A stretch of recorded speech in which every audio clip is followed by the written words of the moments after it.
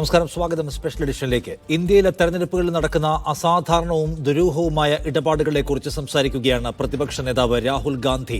ഇന്ന് അദ്ദേഹം പുറത്തുവിട്ട തെളിവുകൾ പരിശോധിക്കുമ്പോൾ 2024 പൊതു തെരഞ്ഞെടുപ്പിൽ നടന്ന ദുരൂഹമായ ചില സംഗതികളുടെ ചുരുൾ പതിയെ അഴിഞ്ഞു വരികയാണ്. കഴിഞ്ഞ കുറേ മാസങ്ങളായി തെരഞ്ഞെടുപ്പ് കമ്മീഷനുമായി ബന്ധപ്പെട്ട വിയോജിപ്പുകളും അല്ലെങ്കിൽ അസ്വാരസ്യങ്ങളും രാഹുൽ ഗാന്ധി രേഖപ്പെടുത്തിക്കൊണ്ടേയിരിക്കുന്നത് നാം കണ്ടതാണ്. തെരഞ്ഞെടുപ്പ് നീതിയുക്തമായും സുതാര്യമായും നടത്തുന്നതിൽ തെരഞ്ഞെടുപ്പ് കമ്മീഷൻ പരാജയപ്പെടുന്നുവെന്നും അല്ലെങ്കിൽ കമ്മീഷന് ഇക്കാര്യത്തിൽ സവിശേഷ താല്പര്യമുണ്ടെന്ന ആരോപണം രാഹുൽ ഉന്നയിച്ചുകൊണ്ടേയിരുന്നു. അന്ന് തോൽവിയിൽ നിന്ന് കരകയറാനുള്ള കേവല തന്ത്രം എന്ന മട്ടിലാണ് ആളുകൾ അല്ലെങ്കിൽ രാഹുലിന്റെ എതിരാളികൾ അതിനെ ആക്ഷേപിച്ചത്. തെളിവില്ലാത്ത ആരോപണങ്ങളെ തള്ളുന്നു എന്നായിരുന്നു തെരഞ്ഞെടുപ്പ് കമ്മീഷന്റെയും പൊതുവായ നിലപാട്. എന്നാൽ ഇന്ന് അദ്ദേഹം നടത്തിയിട്ടുള്ള വാർത്താ സമ്മേളനത്തിൽ ഇന്ത്യയിലെ വോട്ടിംഗ് പ്രക്രിയയ്ക്കകത്ത് എന്തുമാത്രം വലിയ കള്ളത്തരങ്ങൾ നിറഞ്ഞിരിക്കുന്നു എന്ന് തെളിവുകളോടെ ചൂണ്ടിക്കാണിക്കുന്നു. തെരഞ്ഞെടുപ്പ് കമ്മീഷൻ തന്നെ പ്രൊവൈഡ് ചെയ്തിരിക്കുന്ന വോട്ടർ പട്ടികയിലെ വിശദാംശങ്ങൾ എടുത്തു വെച്ചുകൊണ്ടാണ് ഒറ്റമുറി വീട്ടിൽ 60-ലധികം ആളുകളുടെ വോട്ട് ചേർത്തിരിക്കുന്നു. പലയിടത്തും പേരുകൾ അപൂർണം, പലയിടത്തും ഫോട്ടോഗ്രാഫുകളില്ല. വൈകുന്നേരം 5 മണിക്ക് തെരഞ്ഞെടുപ്പിന്റെ സമയം കഴിഞ്ഞാലുടൻ കുതിച്ചു കയറുന്ന വോട്ടർ ടേൺഔട്ടിലെ മാറ്റം, വിശദാംശങ്ങൾ ചോദിക്കുമ്പോൾ തരാൻ വൈകുന്ന തെരഞ്ഞെടുപ്പ് കമ്മീഷൻ, ഒറ്റയടിക്ക് നോക്കിയാൽ കംപ്ലീറ്റ് ആയി നമുക്ക് കാണാൻ കഴിയുന്നത് അസാധാരണത്വങ്ങളാണ്, ദുരൂഹതകളാണ്, കള്ളത്തരങ്ങളാണ്. ഇതിന് മറുപടി പറയുമോ തെരഞ്ഞെടുപ്പ് കമ്മീഷൻ എന്നതാണ് ഏറ്റവും പ്രധാനപ്പെട്ട ചോദ്യം. ഇന്ത്യ ലോകത്തെ ഏറ്റവും വലിയ ജനാധിപത്യ രാജ്യമാണ്.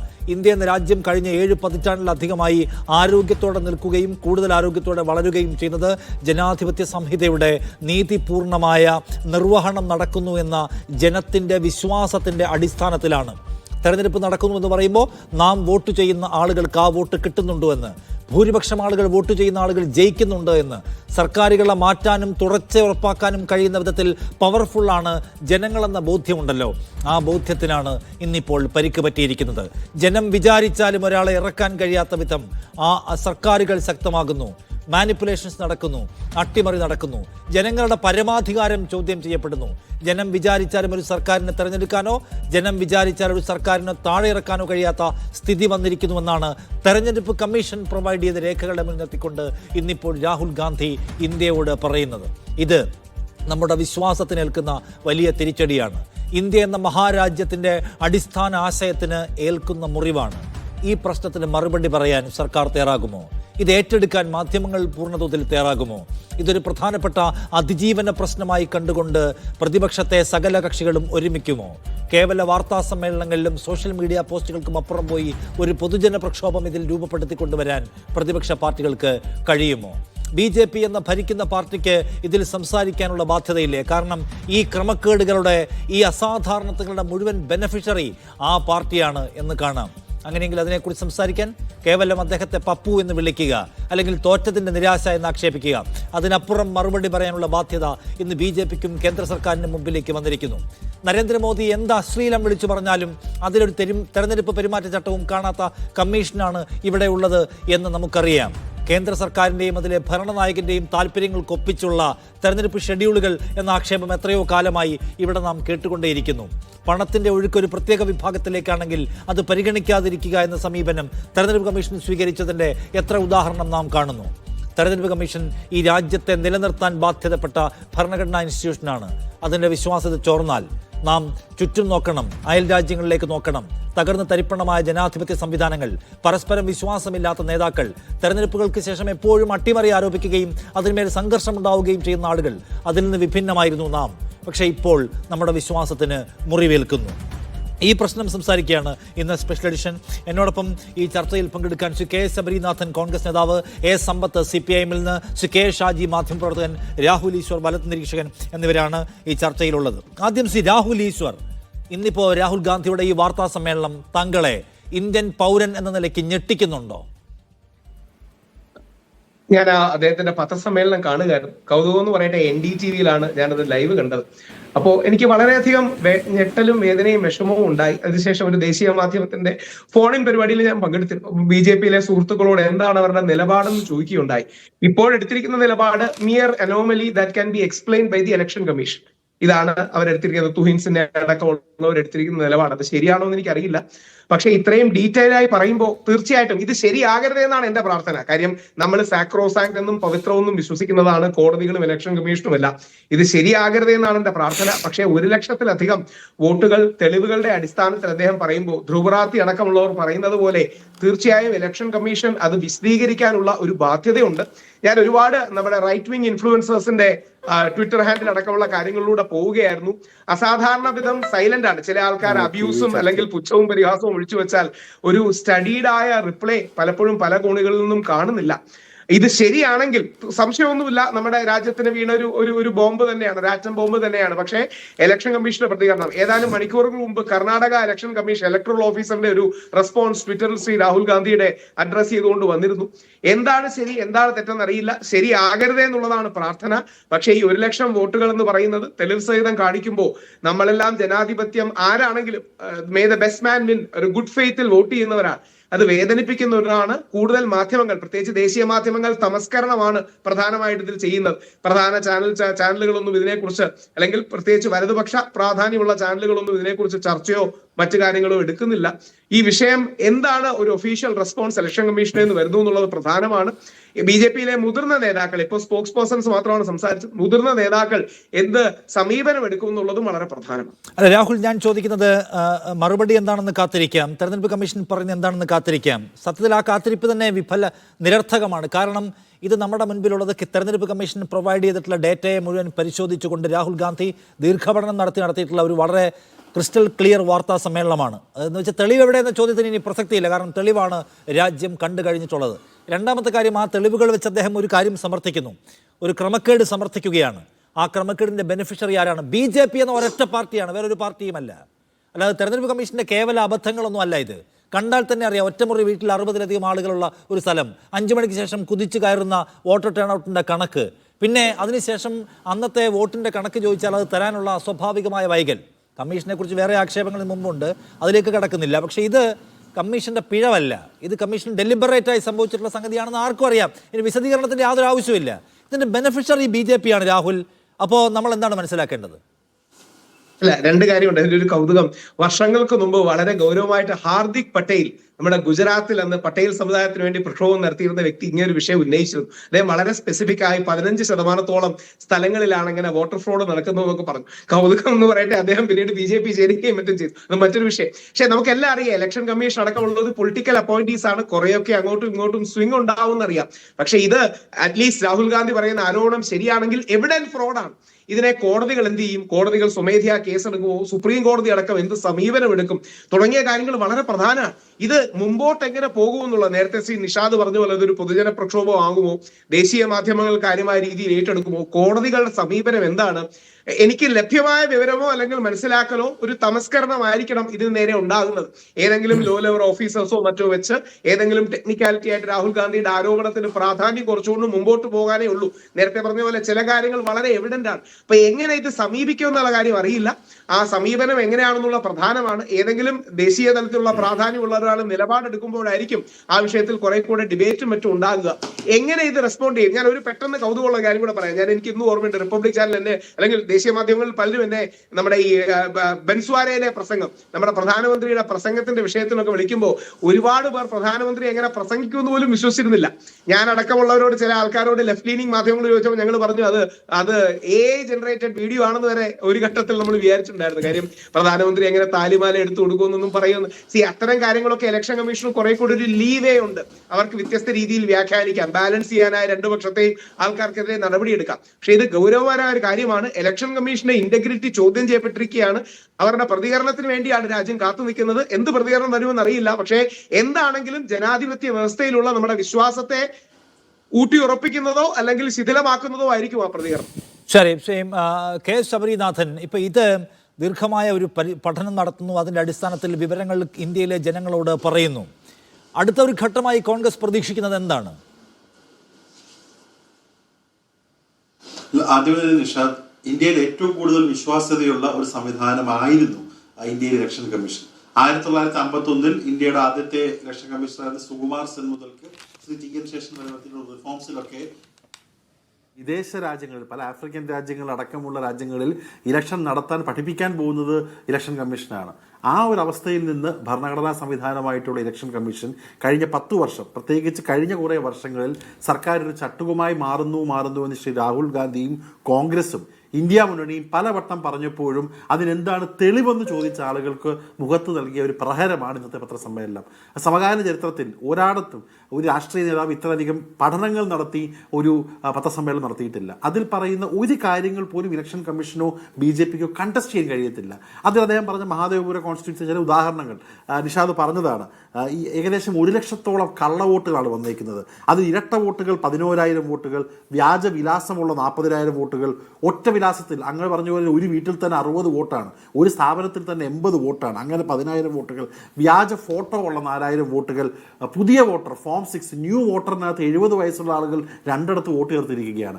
അതേപോലെ തന്നെ അച്ഛൻ്റെ പേര് ചോദിക്കുന്നിടത്ത് അക്ഷരങ്ങളാണ് ABCDWP എന്നൊക്കെ എഴുതിയിരിക്കുന്ന എത്രയോ വോട്ടർ പട്ടികകൾ, എത്രയോ വോട്ടർമാർ ഡീറ്റെയിൽസ് കിട്ടുകയാണ്.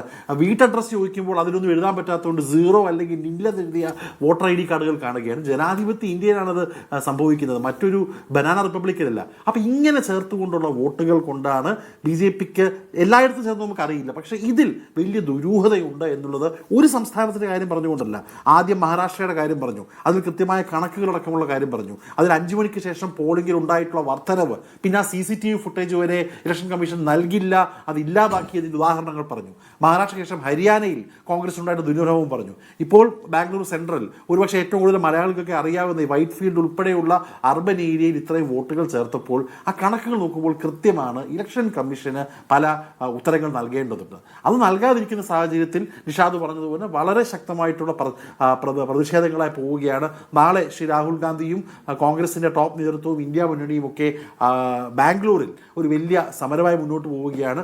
താഴെത്തട്ടിൽ ഇത് കൂടുതൽ ശക്തമായി ഇന്ത്യ മുന്നണി മുന്നോട്ട് കൊണ്ടുപോകും. കേരളത്തിൽ ശ്രദ്ധേയമാണ്, ഈ ഒരു വിഷയം പറഞ്ഞപ്പോൾ ആദ്യം മറുപടിയുമായി കേരളത്തിൽ വന്നത് CPIയുടെ മുൻ മന്ത്രിയും തൃശ്ശൂരത്തെ സ്ഥാനാർത്ഥിയായിട്ടുള്ള ശ്രീ സുനിൽകുമാറാണ്. രാഹുൽ ഗാന്ധി പറഞ്ഞ കാര്യങ്ങൾ തൃശ്ശൂരിൽ സംഭവിച്ചിട്ടുണ്ടെന്ന് ശ്രീ സുനിൽകുമാർ പറയുമ്പോൾ ഞാനടക്കമുള്ള നമ്മളെല്ലാവരും കൂടുതൽ പഠനങ്ങൾ നടത്തേണ്ടിയിരിക്കുന്നു. നിങ്ങളിത് വെറുതെ വന്ന് നടത്തിയ പത്രസമ്മേളനമല്ല, 7-8 മാസം നമുക്കറിയാം. ഇപ്പോൾ എൻ്റെ ഒരു വോട്ടർ പട്ടിക ഇരിപ്പുണ്ട് എൻ്റെ വീടിനടുത്തുള്ള ബൂത്തിന്. ഈ വോട്ടർ പട്ടിക കണ്ടുപിടിക്കണമെങ്കിൽ എടുക്കുന്ന സമയം എനിക്കറിയാം. അദ്ദേഹം പറഞ്ഞു ഇലക്ട്രോണിക് അല്ല, അത് OMR ചെയ്യാൻ പറ്റില്ല, എത്ര സമയം എടുക്കും. ഇതുപോലെ 10-200 ബൂത്തിൽ ഓരോ ആളുകളുടെ ഫോട്ടോ വെച്ച് കണ്ടുപിടിക്കുക എന്നുള്ളത് ഏറ്റവും ബുദ്ധിമുട്ടുള്ള കാര്യമാണ്. അത് ഒരു വലിയ ടീമിനെ ഏൽപ്പിച്ചുകൊണ്ട് കൃത്യമായിട്ടുള്ള ഉദാഹരണങ്ങൾ, പേരുകൾ സഹിതം, അഡ്രസ്സ് സഹിതം നൽകി നിൽക്കുമ്പോൾ അതിൽ ക്ലിയറാണ് ഇലക്ഷൻ കമ്മീഷൻ ഇതിനകത്ത് കൃത്യമായിട്ടുള്ള മാനിപ്പുലേഷൻ ഉണ്ടായിട്ടുണ്ട്. ഇലക്ഷൻ കമ്മീഷൻ്റെ തിരഞ്ഞെടുക്കുന്ന ആളുകളെ പോലും ഒരു ഓർമ്മയുണ്ട്. ഇലക്ഷന് 2 മാസം മുമ്പാണെന്ന് തോന്നുന്നു അദ്ദേഹം രാജിവെച്ചു പോയത്. എന്തിനാ പോയെന്നുള്ള ആർക്കും അറിയില്ല. വളരെ തിടുക്കത്തിലാണ് പിന്നെ പുതിയൊരു ഇലക്ഷൻ കമ്മീഷണറെ കൊണ്ടുവന്നത്. അപ്പോൾ ഇതൊക്കെ BJP സർക്കാർ സംവിധാനങ്ങളെ, ED അടക്കം, NIA അടക്കം, CBI അടക്കമുള്ള സർക്കാർ സംവിധാനങ്ങളെ അവർ കൈപ്പിടിയിൽ ഒതുക്കുന്നത് പോലെ എന്തിന് സിനിമ അവാർഡുകൾ പോലും അവരുടെ സിനിമയെ മുന്നോട്ട് കൊണ്ടുപോകാൻ നടത്തുന്ന BJP കൃത്യമായി ഇലക്ഷൻ നടത്തിയിട്ടുള്ളൊരു മാനിപ്പുലേഷനാണ് എന്ന് പറയുമ്പോൾ ഒരു കൃത്യമായിട്ടുള്ള മറുപടി ഇതുവരെ ഒരാൾ നൽകുന്നില്ല. അത് തന്നെ വ്യക്തമാണ്. BJP എന്തോ ഹൈഡ് ചെയ്യുകയാണ്. ഇലക്ഷൻ കമ്മീഷൻ പക്ഷേ ഇതിനകത്തൊരു കാര്യമുള്ളത്, മുന്നോട്ട് വെക്കുന്ന വിഷയം വളരെ ഗൗരവമായിരിക്കും തന്നെ. അതിനെ എങ്ങനെ ഡൗൺ പ്ലേ ചെയ്യാമെന്ന കാര്യത്തിൽ വ്യക്തമായ പദ്ധതിയും സംവിധാനവും ഉള്ള ഒരു പാർട്ടിയാണ് BJPയും സർക്കാരും. അവർ അതിന് പറ്റിയ ഒരു അന്തരീക്ഷം തന്നെ രാജ്യത്ത് സൃഷ്ടിച്ചു കഴിഞ്ഞിരിക്കുന്നു. കോൺഗ്രസ് ഉന്നയിക്കുന്ന പ്രശ്നങ്ങളെല്ലാം നിരാശയിൽ നിന്നാണ്, അല്ലെങ്കിൽ കോൺഗ്രസ് ഉന്നയിക്കുന്ന പ്രശ്നങ്ങൾക്ക് താഴെ തട്ടിലേക്ക് വിസിബിലിറ്റി കിട്ടാതിരിക്കാൻ ആവശ്യമായിട്ടുള്ള ബ്ലോക്സ് അവർ ഓൾറെഡി സൃഷ്ടിച്ചു കഴിഞ്ഞിട്ടുണ്ട്. മാധ്യമങ്ങളാകെ അവരുടെ കയ്യിലാണ്. ജനങ്ങളിലേക്ക് ഈ പ്രശ്നം എത്തുക, അതിൻ്റെ ഗൗരവം എത്തുക എന്നതിന് അവരെ എന്നെ തടഞ്ഞു കഴിഞ്ഞിട്ടുണ്ട്. ഒപ്പം പിന്നെ മറുപടി പറയുക അവർക്ക് താല്പര്യമുള്ള കാര്യമില്ല. അവർ ഏതൊക്കെ വിഷയത്തിൽ മറുപടി പറയാതിരുന്നുണ്ട്? മണിപ്പൂരിൻ്റെ കാര്യത്തിൽ മറുപടി പറയാതെ എത്രയോ കാലം ഇരുന്നിട്ടുണ്ട്. അങ്ങനെ ഏതെല്ലാം വിഷയത്തിൽ, ഇലക്ട്രൽ ബോണ്ടുമായി ബന്ധപ്പെട്ട പ്രശ്നത്തിൽ, അദാനിയുമായി ബന്ധപ്പെട്ട പ്രശ്നത്തിൽ മറുപടി പറയാതിരിക്കാൻ കഴിയുന്ന പ്രിവിലേജ് ഉള്ള ഒരു പാർട്ടിയും സർക്കാരുമാണ്. അപ്പോൾ ഇത് ഒരു മൂവ്മെൻ്റ് ആക്കി ഡെവലപ്പ് ചെയ്യുക എന്നുള്ള എന്തുമാത്രം വലിയ ഒരു സങ്കീർണ്ണ പ്രക്രിയ ആയിരിക്കും ഇന്നത്തെ ഇന്ത്യയിൽ. ഞാൻ ചോദിക്കുക ശബരി. അതെ, തീർച്ചയായും മറുപടി 2 തലത്തിൽ ഞാൻ പറയാം. ഒന്ന്, അവർക്ക് ആ പ്രിവിലേജ് ജനം കൊടുത്തിരുന്ന കാലം കഴിഞ്ഞു. നിങ്ങൾ ശ്രദ്ധിച്ച് കാണും രാഹുൽ ഗാന്ധിയുടെ കഴിഞ്ഞ ലോക്സഭയിലെ പ്രസംഗം. ലോക്സഭ TVയുടെ YouTube പേജിൽ പോവുകയാണെങ്കിൽ ഞാൻ മനസ്സിലാക്കുന്നത് ഏറ്റവും കൂടുതൽ വ്യൂസ് ഉള്ളത് ആ പ്രസംഗത്തിനാണ്. ആ പ്രസംഗം പല മെയിൻ സ്ട്രീം ചാനലുകളും പ്ലേ ചെയ്യാൻ നിർബന്ധിക്കപ്പെട്ടു. ഞാൻ ഇന്ന് മെയിൻ സ്ട്രീം മീഡിയയുടെ, നേരത്തെ രാഹുൽ പറഞ്ഞ പല മെയിൻ സ്ട്രീം മീഡിയ, റിപ്പബ്ലിക്കൻ കണ്ടില്ല, ഇന്ത്യ ടുഡേ അടക്കമുള്ള ചാനലുകളിൽ 4 മണിക്കും 5 മണിക്കും ഈ വിഷയം ചർച്ച ചെയ്യപ്പെട്ടു.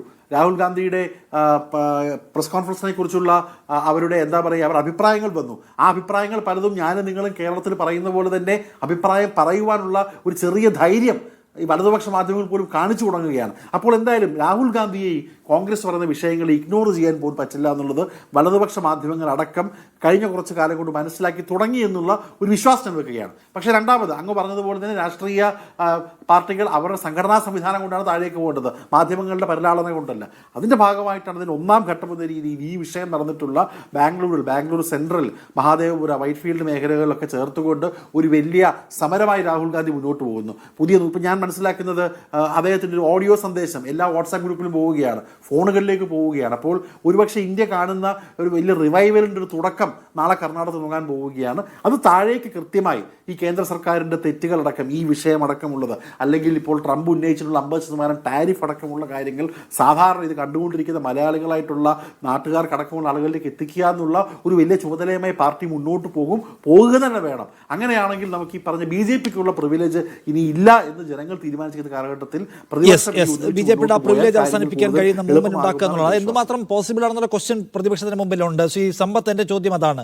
ഇത് കോൺഗ്രസിന്റെ പ്രശ്നമല്ല, CPM-ന്റെ അല്ലെങ്കിൽ ഏതെങ്കിലും കക്ഷികളുടെ പ്രശ്നമല്ല, മറിച്ച് ഈ രാജ്യത്തെ ജനങ്ങളുടെ പ്രശ്നമാണ്. കാരണം അവർക്ക് ഒരു സർക്കാരിനെ വീഴ്ത്താനുള്ള അധികാരാവകാശമുള്ളവരാണ്. ഒരു സർക്കാരിനെ തുടർച്ച ഉറപ്പാക്കാൻ, ജനപ്രതിനിധികളെ ഇറക്കാൻ, കയറ്റാനൊക്കെയുള്ള പവറാണല്ലോ ജനാധിപത്യത്തിലെ വോട്ടവകാശം. അതിനൊരു വാല്യൂമില്ല എന്ന് മട്ടു വന്നിരിക്കുന്നു. ജനം എന്ത് തീരുമാനിച്ചാലും വേറൊന്നാണ് നടക്കുക, അത് വേറെ തീരുമാനം വേറെ സ്ഥലത്താണ് നടക്കുക എന്ന നില വന്നാൽ അത് ഈ രാജ്യത്തെ വോട്ടവകാശമുള്ള മുഴുവൻ മനുഷ്യരുടെയും പ്രശ്നമായിട്ട് മാറുന്നു. ആ നിലയ്ക്കൊരു എഡ്യൂക്കേഷൻ പ്രോസസ്സിലേക്ക് അവരെ എത്തിക്കുക, അതിൻ്റെ അടിസ്ഥാനത്തിൽ ഒരു വലിയ മൂവ്മെൻറ്റ് സൃഷ്ടിക്കുക, അതാണ് സത്യത്തിൽ ഇനി ആവശ്യം. അല്ലാതെ നിങ്ങളൊക്കെയും പണിയെടുക്കുന്നത് തെരഞ്ഞെടുപ്പിൽ മത്സരിക്കുകയും ജയിക്കാനും അധികാരത്തിലെത്താനും വേണ്ടിയാണ്. ഒരു കാര്യവുമില്ല നിങ്ങളുടെ പണി കൊണ്ട് എന്നാണല്ലോ ഇപ്പോൾ വന്നിരിക്കുന്നത്. കാരണം നിങ്ങൾ എന്ത് പണിയെടുത്താലും ഏത് താഴെത്തട്ടിൽ പ്രവർത്തിച്ചാലും അവിടെ കമ്മീഷൻ തീരുമാനിക്കുന്ന മുറയ്ക്ക് കാര്യങ്ങൾ പോകുന്നു എന്ന മട്ടു വന്നിരിക്കുന്നു ഈ ആരോപണ പ്രകാരമാണെങ്കിൽ. അപ്പോൾ ജനങ്ങളുടെ പ്രശ്നമാക്കി അതിനെ മാറ്റുക, അതിനെ അങ്ങനെ ഒരു ജനകീയ മുന്നേറ്റമായി കൺവേർട്ട് ചെയ്യുക എന്നുള്ളത് ഇന്ത്യൻ സാഹചര്യത്തിൽ എന്തുമാത്രം നിങ്ങളെപ്പോലൊരു കക്ഷികളെ കൊണ്ട് പോസിബിളാണ് ശ്രീ സമ്പത്ത്?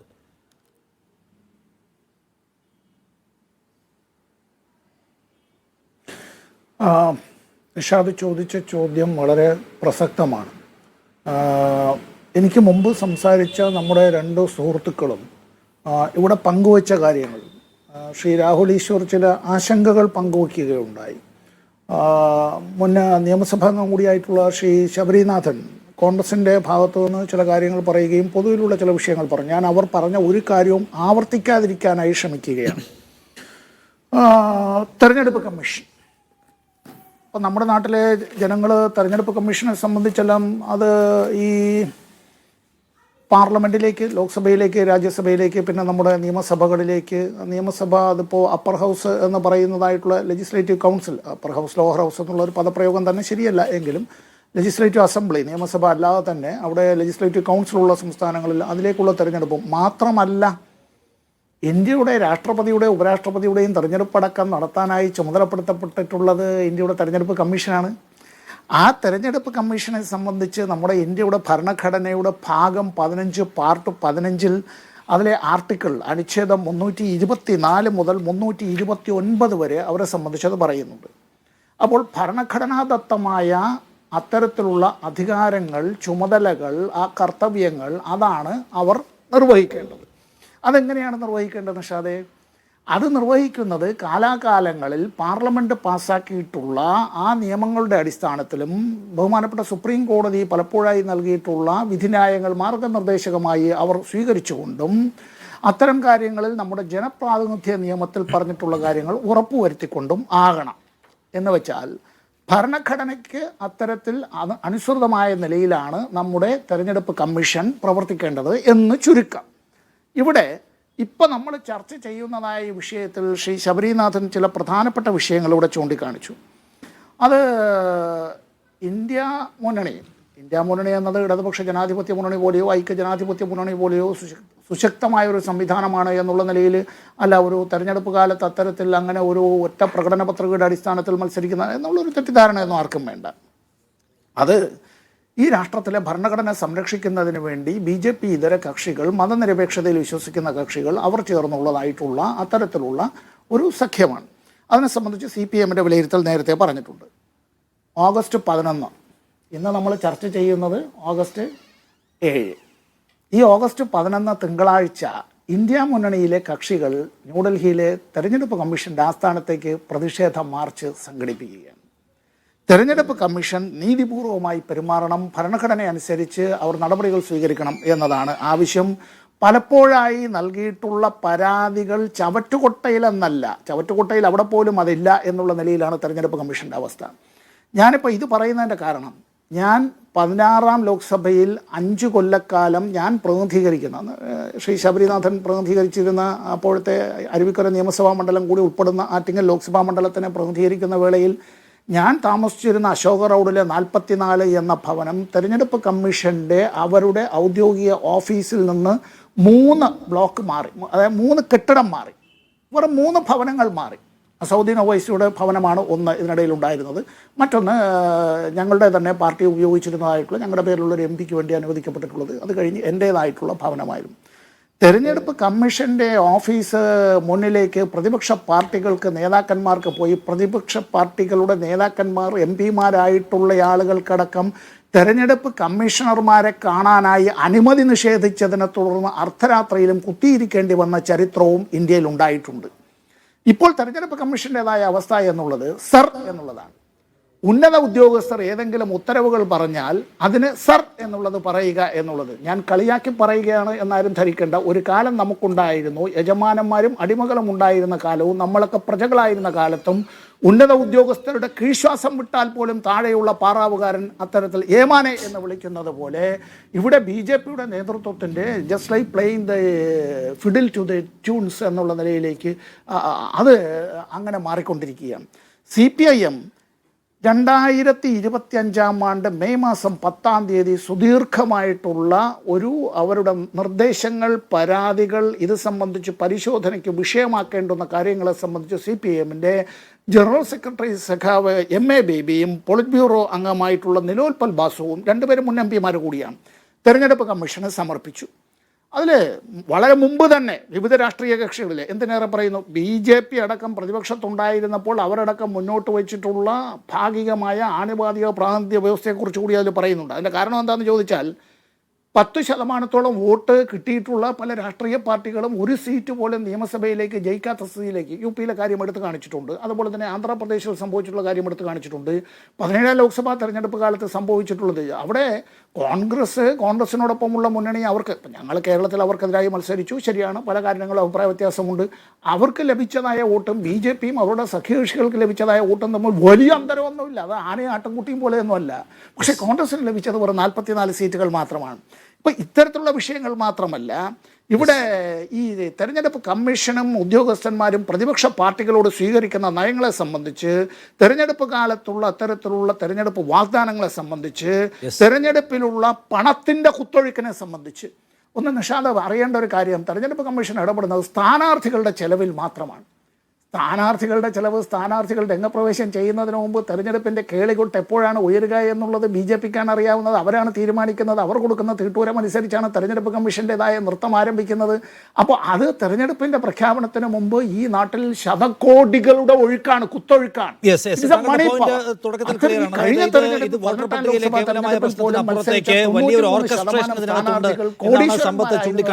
പണത്തിന്റെ ഒഴുക്ക്, വർഗീയ പ്രസംഗങ്ങളുടെ സാധ്യതകൾ, അല്ലെങ്കിൽ തെരഞ്ഞെടുപ്പിന്റെ ഷെഡ്യൂളിംഗ് തുടങ്ങിയിട്ടുള്ള സകല കാര്യങ്ങളിലും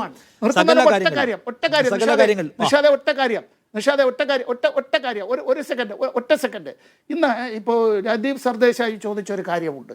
നമ്മുടെ ഈ നാട്ടിലെ ഈ മീഡിയ ഫാക്ടറികൾ എവിടെ പോയി എന്ന ഒരു ഹെഡ് മാസ്റ്റർ സ്ഥലം മാറ്റാനായി കുട്ടികൾക്ക് കുടിക്കാനുള്ള വെള്ളത്തിൽ വിഷം ചേർത്തതിനെ പറ്റി നമ്മുടെ നാട്ടിൽ ചർച്ചയില്ല, അല്ലേ? ധർമ്മസ്ഥലയിൽ നിന്ന് 50-ലധികം അസ്ഥികൂടങ്ങൾ കണ്ടെടുത്തതിനെ സംബന്ധിച്ച് ഒരു ചർച്ചയുമില്ല, അല്ലേ?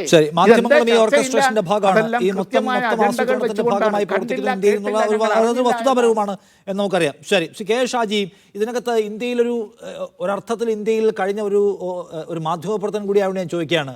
സമീപകാലത്ത് ഇന്ത്യയിലെ മാധ്യമങ്ങളിൽ എവിടെയും നമ്മൾ കണ്ടില്ലാത്ത വലിയ തോതിലുള്ള ഒരു ഒരു ഒരു ഒരു തുറന്നു കാട്ടൽ, ഒരു സ്ഫോടനാത്മകമായ വെളിപ്പെടുത്തലാണ് രാഹുൽ ഗാന്ധി നടത്തിയിട്ടുള്ളത്. കാരണം നമ്മുടെ ഇന്ത്യയിലെ അടിസ്ഥാന കോർ വാല്യൂസ് അല്ലെങ്കിൽ നമ്മളെ നിലനിർത്തുന്ന സിസ്റ്റത്തെ ഒരു കൂട്ടം ആളുകൾ പൊളിച്ചുകൊണ്ടിരിക്കുകയാണെന്നുള്ളത് തുറന്നു കാണിക്കുകയാണ് രാഹുൽ ഗാന്ധി ചെയ്തിട്ടുള്ളത്. ആ നിലയ്ക്ക് നോക്കുകയാണെങ്കിൽ ഒരു പതിറ്റാണ്ടിനിടയിൽ ഏറ്റവും വലിയ വെളിപ്പെടുത്തലൊന്ന്. അതെന്തുമാത്രം ഇമ്പാക്റ്റ് സത്യത്തിൽ പുതിയ ഇന്ത്യയിൽ ഉണ്ടാക്കുന്നതാണ് ശ്രീ ഷാജി താങ്കൾക്ക് തോന്നുന്നത്? അത് ഇന്നുകൊണ്ട് അവസാനിച്ചു പോകുമോ? നമ്മൾ നോക്കുക, ഇന്നത്തെ ദിവസം രാഹുൽ ഗാന്ധി നടത്തിയ ഒരു ഇടപെടൽ അല്ലെങ്കിൽ ഇന്ത്യൻ ജനാധിപത്യത്തെ തിരിച്ചു കൊണ്ടുവരാൻ വേണ്ടിയിട്ട് അദ്ദേഹം നടത്തിയതിന് ഒരു സമാനതകൾ ലോകത്തിലെ ഒരു ജനാധിപത്യ സംവിധാനത്തെ നമുക്ക് കാണാൻ കഴിയില്ല. അത്ര കൃത്യമായി വ്യക്തമായി അന്വേഷിച്ച് പഠിച്ച് കണക്കുകൾ വെച്ചുകൊണ്ട് ഈ കാര്യങ്ങൾ അദ്ദേഹം വെളിച്ചത്ത് കൊണ്ടുവരുമ്പോൾ ഒരു വലിയൊരു പ്രശ്നമുണ്ട്.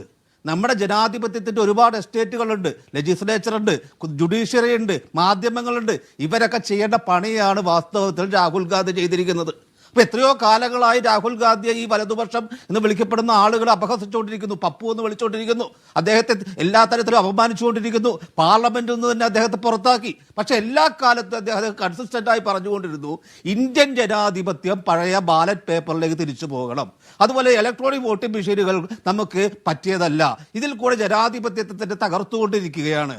ഒപ്പം തന്നെ നമ്മുടെ ജനാധിപത്യത്തിന്റെ നമ്മുടെ ഇലക്ഷൻ കമ്മീഷന്റെ സ്വതന്ത്ര സ്വഭാവവും ഭരണഘടനാപരമായിട്ടുള്ള ഇന്റഗ്രിറ്റിയും നഷ്ടപ്പെട്ടിരിക്കുന്നു. കാരണം നരേന്ദ്രമോദിയുടെ ഭരണം വന്നതിന് ശേഷം ഒരുപാട് ജനാധിപത്യ സ്ഥാപനങ്ങളെ ഒന്നിന് പിറകെ ഒന്നായി നശിപ്പിച്ചപ്പോൾ അതിലാദ്യം അവർ ടാർഗറ്റ് ചെയ്ത ഇലക്ഷൻ കമ്മീഷനെയാണ്. കാരണം ഇലക്ഷൻ കമ്മീഷൻ എന്ന് പറയുന്നത് നമ്മുടെ ജനാധിപത്യത്തിന്റെ നമ്മുടെ ഏറ്റവും വലിയൊരു ജനാധിപത്യ പ്രസ്ഥാനമായി ജനാധിപത്യ രാഷ്ട്രമായി നമ്മൾ നിലനിൽക്കുന്നതിന്റെ ഏറ്റവും വലിയ അടിസ്ഥാനമാണ് ഇലക്ഷൻ കമ്മീഷൻ. ഇന്ന് നമ്മൾ നോക്കുക, ഇന്ന് രാഹുൽ ഗാന്ധി വളരെ കൃത്യമായി നമ്മോട് പറഞ്ഞത് നമ്മുടെ ജനാധിപത്യത്തിന് ഒരു വീഴ്ച സംഭവിച്ചിരിക്കുന്നു. നമ്മുടെ നാട്ടിൽ ജനാധിപത്യപരമായിട്ടുള്ള തെരഞ്ഞെടുപ്പ് നടക്കുന്നത് നമുക്ക് തന്നെ അറിയാലോ. മഹാരാഷ്ട്രയിലെ തെരഞ്ഞെടുപ്പ് റിപ്പോർട്ട് ചെയ്യാൻ പോയ ആളുകൾക്ക്, അതുപോലെ ഛത്തീസ്ഗഡിൽ റിപ്പോർട്ട് ചെയ്യാൻ പോയ ആളുകൾക്ക് കൃത്യമായിട്ട് അറിയാം അങ്ങനെ ഒരു ഔട്ട്കം അല്ല ഈ രാജ്യത്ത് വരേണ്ടിയിരുന്നത്. പത്തരത്തിൽ വളരെ നിശിതമായി വളരെ കൃത്യമായി നടപ്പാക്കിക്കൊണ്ടിരിക്കുന്ന, അതായത് ജനാധിപത്യ വിരുദ്ധമായിട്ടുള്ള അമിതാധികാരത്തിൻ്റെതായ സ്വേച്ഛാധിപത്യത്തിൻ്റെതായ പ്രവണതകളെ നരേന്ദ്രമോദി സർക്കാർ ഇവിടെ നടപ്പാക്കിയപ്പോൾ ഒരുപാട് പേര് ഒത്തുതീർപ്പിന് പോയി, ഒരുപാട് പേര് മിണ്ടാതിരുന്നു, ഒരുപാട് പേര് ഇതൊന്നും ഞങ്ങളെ ബാധിക്കുന്നു അല്ലാതെ പറഞ്ഞ് മറ്റു പല കാര്യങ്ങളുടെയും പുറകെ പോയി. അപ്പൊ ഈ എന്താ പറയാ, ഒരുപാട് നിസ്സാരമായിട്ടുള്ള കാര്യങ്ങളുടെ പുറകെ അല്ലെങ്കിൽ കൃത്യമായി പറയേണ്ട കാര്യങ്ങൾ പറയാതിരുന്നപ്പോൾ കൃത്യമായി ഈ രാജ്യത്തിന്റെ ജനാധിപത്യത്തിന് വേണ്ടി സംസാരിക്കാൻ, ഇന്ത്യയുടെ ജനാധിപത്യത്തെ ഡിഫെൻഡ് ചെയ്യാൻ ഇറങ്ങിയിട്ടുള്ളത് രാഹുൽ ഗാന്ധി തന്നെയാണ്. ആ ഒരു ധീരതയെ നമ്മൾ ഒരു തരത്തിലും അതിനെ തന്നെയാണ് നമ്മൾ അംഗീകരിക്കേണ്ടത്. കാരണം സമാനമായ ഒരു ധീരത ഇന്ത്യയുടെ സ്വാതന്ത്ര്യാനന്തര ചരിത്രത്തിലില്ല. കാരണം 10-75 കൊല്ലങ്ങളിൽ ഈ രാജ്യങ്ങളുടെ ഏറ്റവും വലിയ ജനാധിപത്യപരമായ ഒരു ഇടപെടലാണ് അദ്ദേഹം നടത്തിയിരിക്കുന്നത്. അപ്പൊ ഇനി ഇതെങ്ങനെ മുന്നോട്ട് പോകണം എന്നുള്ളത് ഇത് രാഹുൽ ഗാന്ധിയുടെ മാത്രം ഉത്തരവാദിത്വമല്ല. മതനിരപേക്ഷതയിലും ബഹുസ്വരതയിലും വിശ്വസിക്കുന്ന നിങ്ങളെയും എന്നെയും പോലെ തന്നെയുള്ള പൗരന്മാർ മുതൽ രാഷ്ട്രീയ പ്രവർത്തകർ എല്ലാവരും വേണം. എല്ലാവരും കൂടി ജനാധിപത്യത്തെ തിരിച്ചു പിടിക്കണം. ഇല്ലെങ്കിൽ രാഹുൽ ഗാന്ധിക്ക് മാത്രമായിട്ട് ഇത് കഴിയില്ല. പക്ഷെ രാഹുൽ ഗാന്ധിയുടെ കൂടെ നമ്മൾ നിന്നാൽ മാത്രമേ, ഓരോ വ്യക്തിയും കൂടെ നിന്നാൽ മാത്രമേ ഇത് കഴിയുള്ളൂ. കാരണം നമ്മൾ മനസ്സിലാക്കേണ്ട ഒരു പ്രശ്നമുണ്ട്. അടിസ്ഥാനപരമായി രാജ്യവും ജനാധിപത്യവും ഉണ്ടെങ്കിൽ ഇവിടെ തെരഞ്ഞെടുപ്പ് ഉണ്ടാവുള്ളൂ, MLA MP ആവാൻ പറ്റുള്ളൂ. അപ്പൊ അതുകൊണ്ട് ഒരു മതനിരപേക്ഷ പാർട്ടികൾ ഇതിനകത്തൊക്കെ കുറച്ചുകൂടി കാര്യമായിട്ട് ചിന്തിക്കണം. ഈ രാഹുൽ ഗാന്ധിയെ പപ്പു എന്ന് വിളിക്കുന്നവരുടെ കൂട്ടത്തിൽ കൂടി പപ്പു എന്ന് വിളിക്കുന്ന ആളുകൾ, രാഹുൽ ഗാന്ധിയെ വില കുറച്ച് പറയുന്ന ആളുകൾ, അല്ലെങ്കിൽ രാഹുൽ ഗാന്ധി ഇത്ര നിർണായകമായിട്ടുള്ള ഒരു വിവരം ദേശീയ തലത്തിൽ പത്രസമ്മേളനം വിളിച്ച് പറയുമ്പോൾ അത് തമസ്കരിക്കുന്നവരുടെ കൂടെ കൂടി ആളുകളൊക്കെ ഇത് ആലോചിക്കണം. അവരുടെ പ്രയോറിറ്റികൾ മാറേണ്ടതുണ്ട്. ഈ ജനാധിപത്യത്തെ തിരിച്ചു പിടിച്ചു കഴിഞ്ഞാൽ മാത്രമേ ആരോഗ്യപരമായിട്ടുള്ള മത്സരം രാഷ്ട്രീയ പാർട്ടികൾക്കിടയിൽ ഉണ്ടാവുള്ളൂ. ഇതിപ്പോ മത്സരമല്ലല്ലോ നടക്കുന്നത്, കൃത്യമായി ഇലക്ഷൻ സംവിധാനത്തെ റിഗ് ചെയ്യുകയാണ്. അതിനുവേണ്ടി പറഞ്ഞാൽ ആ പറയുന്നത് അതേപോലെ കേൾക്കുന്ന ഒരു സംവിധാനമായിട്ട്, ഒരു ലാപ് ഡോഗ് ആയിട്ട് ഇലക്ഷൻ കമ്മീഷൻ മാറ്റിയിരിക്കുകയല്ലേ.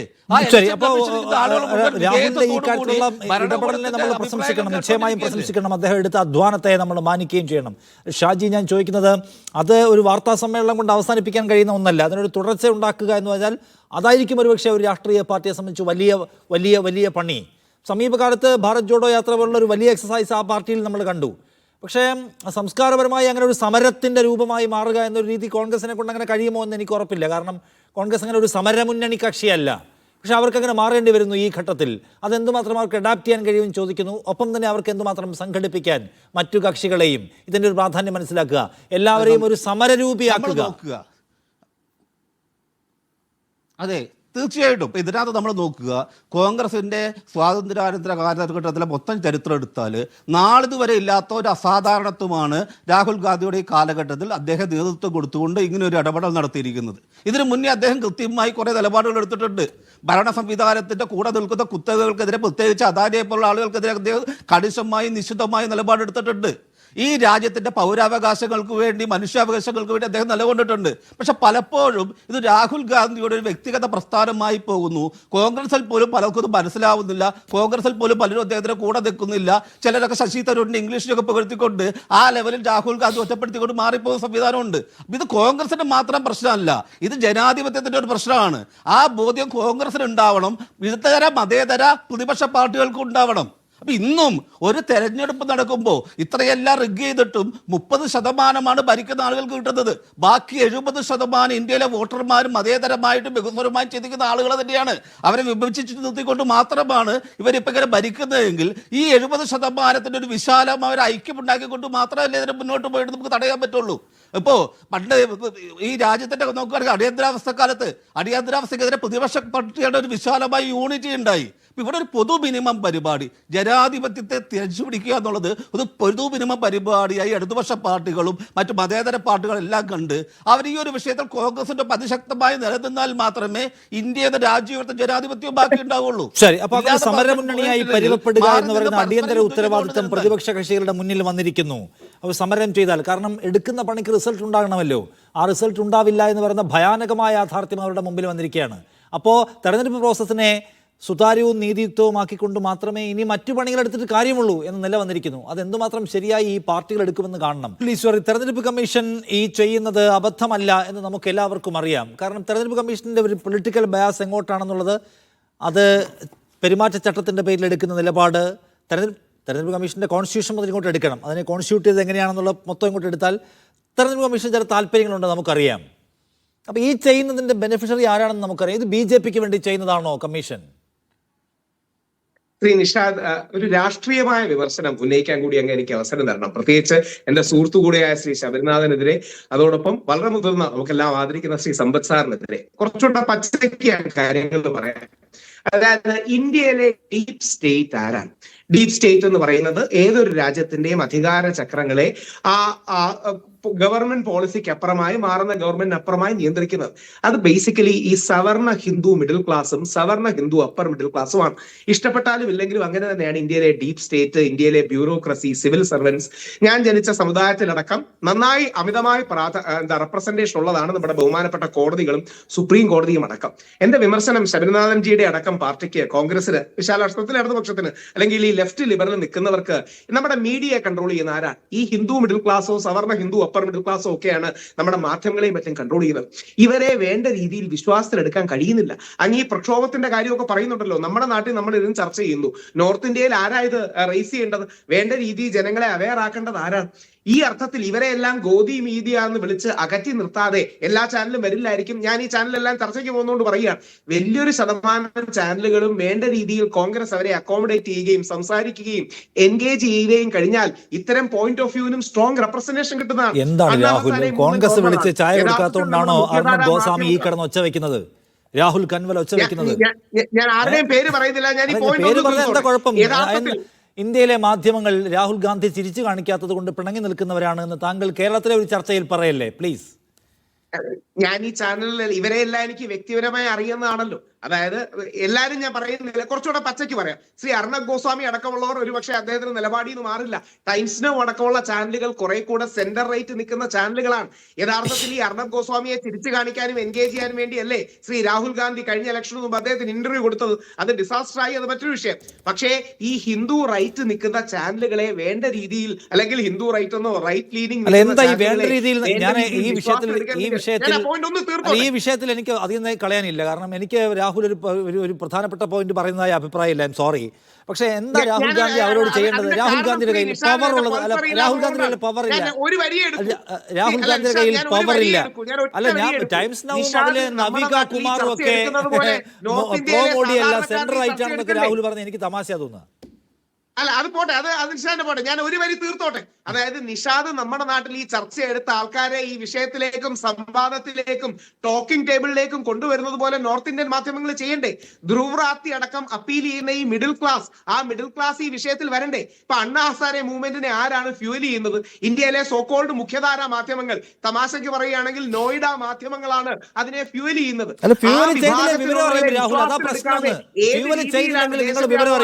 നിങ്ങൾ ഇത്രയും കോടിക്കണക്കിന് രൂപ ഇൻവെസ്റ്റ്മെന്റ് ഉള്ള സ്ഥാപനമായിട്ട് നടക്കുകയാണ്. ഫ്യൂവൽ ചെയ്യാതെ വിമർശിക്കുക, രാഹുൽ ഗാന്ധിയുടെ കൂടി വിമർശിക്കാൻ നിന്ന ലൈസൻസ് പോവും.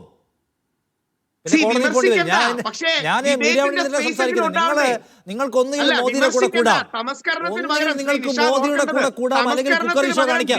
ഒന്നുകിൽ നിങ്ങൾക്ക് മോദിയുടെ കൂടെ കൂടാം, അല്ലെങ്കിൽ കുക്കറി ഷോ കാണിക്കാം. ഈ ഓപ്ഷനെ ഇന്ത്യയിലുള്ളൂ. അല്ലെ ലൈസൻസ് പോകും, അല്ലെ ഇ ഡി വരും. രാഹുൽ ഗാന്ധി തിരിച്ചു കാണിക്കാത്ത പ്രശ്നമല്ല. നേരിട്ട് അറിയാവുന്നതുകൊണ്ട് പറയുകയാണ്, എക്സ്ട്രീം റൈറ്റ് നിൽക്കുന്ന ചാനലുകൾ വരില്ല.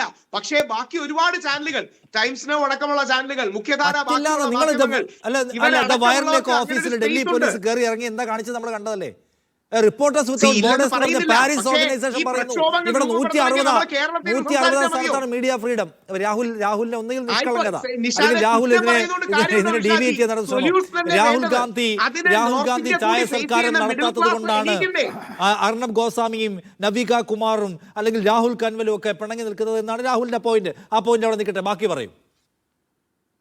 അതുകൊണ്ട് ഒരു മൂവ്മെന്റ് ഉണ്ടാകണമെങ്കിലോ ടോക്കിംഗ് ടേബിളിലേക്ക് വരണമെങ്കിലോ ഇത് വേണം. രണ്ട്, ഞാനൊരു കാര്യം പച്ച രാഷ്ട്രീയത്തിൽ കൂടെ പറയാം. ഇന്ത്യയിലെ ആ മിഡിൽ ക്ലാസ് മനസ്സിനെ, എസ്പെഷ്യലി ഹിന്ദു മിഡിൽ ക്ലാസ് മനസ്സിനെയും ഇൻസ്റ്റിറ്റ്യൂഷനെയും ഒരു 70-80% വരുതിയിലാക്കാനോ വിശ്വാസത്തിലെടുക്കാനോ നരേന്ദ്രമോദി എന്ന വ്യക്തിക്ക് കഴിഞ്ഞിട്ടുണ്ട്. അത് ശരിയോ തെറ്റോ എന്നുള്ള രണ്ടാമത്തെ കാര്യം, അത് അമിതാധികാര പ്രയോഗം എന്നാണ് രണ്ടാമത്തെ കാര്യം. പക്ഷേ ഈ 70-75% വരുന്ന ആ സ്പേസിനെ അവരുടെ കൂടെ നിർത്താൻ കഴിഞ്ഞിട്ടുണ്ട്. കോടതികളെ അടക്കം, കോടതികളാകട്ടെ ഭരണഘടനാ സ്ഥാപനങ്ങളാകട്ടെ. കോൺഗ്രസിന് തിരിച്ച് വിജയിക്കണമെങ്കിൽ ഇവരെ വിജയിക്കണ്ടേ? OBC വോട്ടുകൾ മാത്രം മതിയോ? ദളിത് മുസ്ലിം വോട്ടുകൾ മാത്രം മതിയോ?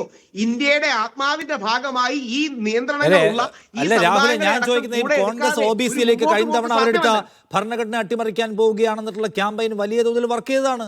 പക്ഷെ എന്ത് ചെയ്യാം, നമ്മൾ സംസാരിക്കുന്നത് കോൺഗ്രസിന്റെ സ്ട്രാറ്റജിയാണോ രാഹുലെ? അല്ല, കോൺഗ്രസ് എന്ത് സ്ട്രാറ്റജി എടുത്തു തന്നെ കരുതുക. എല്ലാ OBCയും പ്ലീസ് ചെയ്യുന്ന സമീപനം എടുത്തു. വോട്ടർ പട്ടിക ഇതാ പണിയെടുക്കുന്നതിന് പിന്നെ എന്താ കാര്യം? നമ്മൾ സംസാരിക്കുന്നത് അതിനെ കുറിച്ചല്ലേ? അവിടെയാണ് ഇത് സുപ്രീം കോടതിയിലേക്ക് പോകണ്ടേ? ആരെങ്കിലും ശക്തമായി വാദിക്കണ്ടേ? സുപ്രീം കോടതിയുടെ ഭാഗത്ത് നിന്ന് അനുകൂലമായ സമീപനം വേണ്ടേ? നമ്മൾ ചാനൽ എന്ന് പറഞ്ഞാൽ മാത്രം മതിയോ?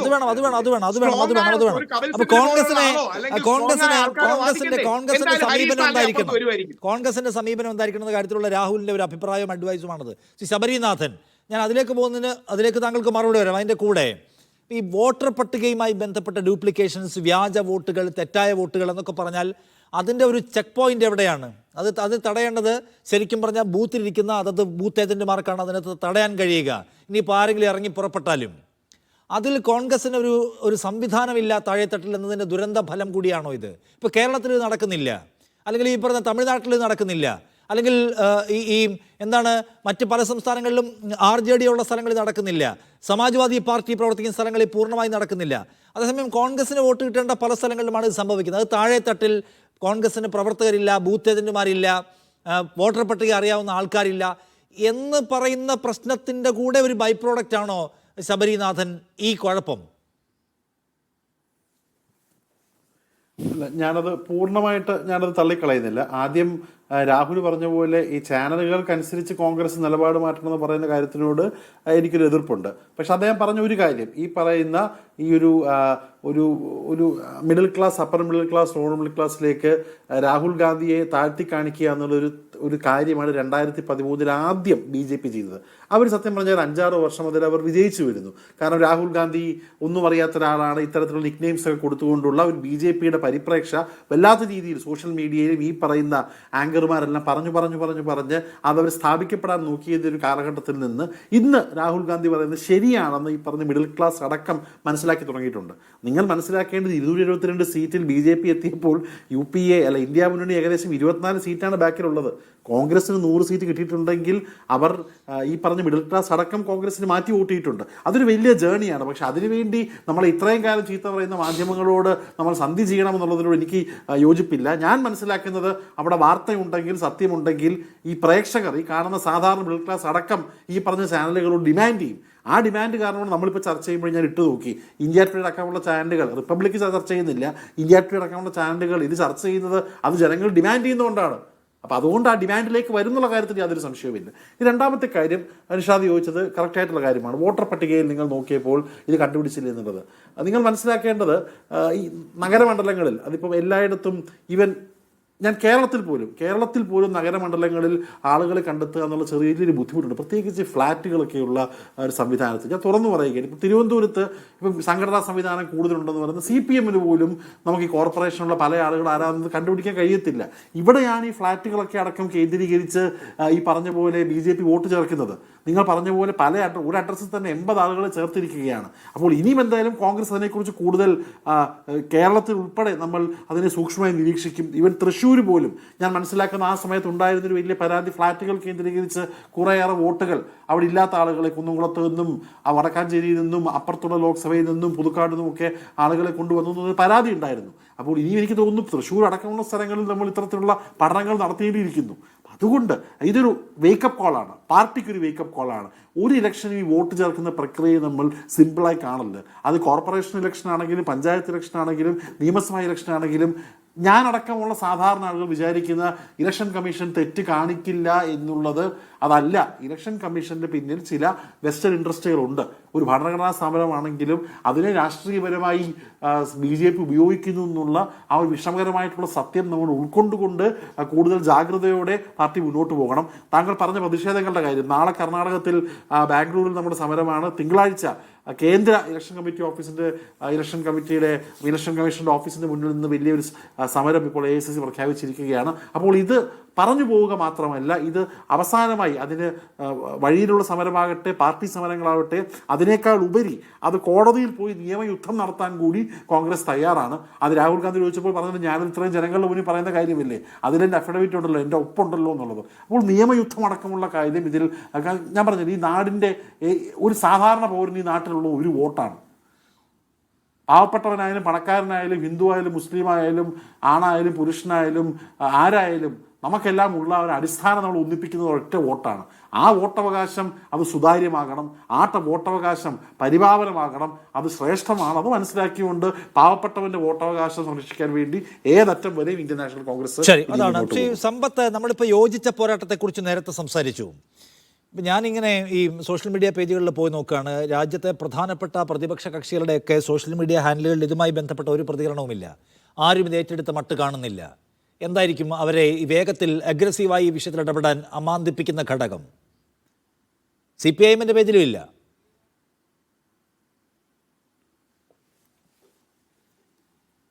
CPIM ഉൾപ്പെടെയുള്ള ഇന്ത്യ ബ്ലോക്കിലെ കക്ഷികൾ ഓഗസ്റ്റ് 11-ന് തെരഞ്ഞെടുപ്പ് കമ്മീഷന്റെ ആസ്ഥാനത്തേക്ക് പ്രതിഷേധ മാർച്ച് നടത്താൻ തീരുമാനിച്ച വിവരം ഞാൻ പറയുകയുണ്ടായി. ആ മാർച്ച് ഈ നേതാക്കളും അനുയായികളുമൊക്കെ ഇത് നടത്തുന്നത് ലോകത്തിൻ്റെ ശ്രദ്ധയിലേക്ക് ഇതൊരു വലിയ ചർച്ചയായി വരാൻ പോവുകയാണ്. നമ്മൾ മീഡിയ ഇനിയിപ്പോൾ വളരെ കുറച്ച് നേരേ ഉള്ളൂ, ഈ നമ്മൾ സോഷ്യൽ മീഡിയ അല്ല ഈ പ്രിൻ്റ് മീഡിയ നിങ്ങളെ പോലുള്ള ഈ വിഷ്വൽ മീഡിയ ഇതിൻ്റെയൊക്കെ പറയുമ്പോഴേ ഞാൻ നമ്മുടെ ബഹുമാനപ്പെട്ട ചങ്ങാതി ശ്രീ രാഹുൽ ഈശ്വർ പറഞ്ഞ കാര്യത്തോട് ഞാൻ കുറേ വിയോജിക്കുകയാണ്. ഇന്ത്യയിലെ ദൃശ്യ ശ്രവ്യ മാധ്യമങ്ങളെയും അച്ചടി മാധ്യമങ്ങളുടെയും സിംഹഭാഗത്തെയും നിയന്ത്രിക്കുന്നത് ആരാണ്? ആ സിംഹഭാഗത്തെയും നിയന്ത്രിക്കുന്നത് ഇന്ത്യയിലെ വലിയ കോർപ്പറേറ്റ് ഹൗസുകളാണ്. ഈ ഇന്ത്യയിലെ ഒരു പ്രത്യേകത എന്നുള്ളത് ക്രോസ് ഓണർഷിപ്പ് എന്നുള്ളത് മീഡിയ, മറ്റ് വലിയ ലാർജ് ഇൻഡസ്ട്രിയൽ അല്ലെങ്കിൽ അത്തരത്തിലുള്ള വലിയ വ്യവസായങ്ങൾ, അതുപോലെ തന്നെ വാണിജ്യ രംഗങ്ങൾ, പിന്നെ ഈ FDIയുമായി ബന്ധപ്പെട്ടിട്ടുള്ള അത്തരത്തിലുള്ള ക്രയവിക്രയങ്ങൾ, ഈ പണികൾ നടത്തുന്ന ആളുകൾക്ക് ഇന്ത്യയിൽ മീഡിയ ഓണർഷിപ്പ് ആവാം. ലോകത്തിലെ പല ജനാധിപത്യ രാഷ്ട്രങ്ങളിലും നിയമം മൂലം ഇത്തരം കാര്യങ്ങളിൽ ഒരുപാട് നിയന്ത്രണങ്ങൾ ഏർപ്പെടുത്തിയിട്ടുണ്ട്. ഇവിടെ ദൃശ്യമാധ്യമവും ശ്രവ്യമാധ്യമവും അച്ചടി മാധ്യമവും എല്ലാം കൈകാര്യം ചെയ്യുന്ന ആളുകൾ, ആ പറയുന്ന കമ്പനികൾ അവരുടേതായിട്ടുള്ള മറ്റ് രീതിയിലുള്ള സബ്സിഡിയറി കമ്പനിയാണ്. കമ്പനി ആകുമ്പോഴത്തേക്ക് unless and until you lift the corporate wheel, ആ മൂടുപടം മാറ്റുന്നത് വരെ ഇതാരാണ് ഏത് വ്യക്തികളാണെന്ന് നമ്മൾ അറിയുന്നില്ല. ഇവരുമായി സന്ധി ഉണ്ടാക്കുക എന്നുള്ളതാണ് എങ്കിൽ ഞങ്ങൾ അങ്ങനെയുള്ളൊരു സന്ധിക്കില്ല. എന്തുകൊണ്ട് അങ്ങനെ ഒരു സന്ധിക്കില്ല എന്ന് ചോദിച്ചാൽ അവരുടെ വർഗ താല്പര്യങ്ങളും ഞങ്ങൾ പ്രതിനിധാനം ചെയ്യുന്ന വർഗ താല്പര്യങ്ങളും തമ്മിൽ അജഗജാന്തര വ്യത്യാസമുണ്ട് എന്നുള്ളത് കൊണ്ടാണ്. 2 വർഷത്തിന് മുമ്പ് ഉള്ള കണക്ക്, ആ കണക്ക് ഇന്ത്യയിലെ അച്ചടി മാധ്യമങ്ങൾക്ക് വൻകിട കോർപ്പറേറ്റുകളിൽ നിന്ന് ഒരു വർഷം അത്തരത്തിൽ ലഭിച്ചിട്ടുള്ള പരസ്യം എന്നുള്ളത് ഏതാണ്ട് 200 ബില്യൺ ഇന്ത്യൻ രൂപയാണ്. 200 ബില്യൺ, മില്യൺ എന്ന് പറയുമ്പോൾ ദശലക്ഷമാണ്. 200 ബില്യൺ ഇന്ത്യൻ രൂപയാണ്. അത് കണക്കുകൂട്ടി നോക്കുക, അച്ചടി മാധ്യമങ്ങൾക്ക് മാത്രം.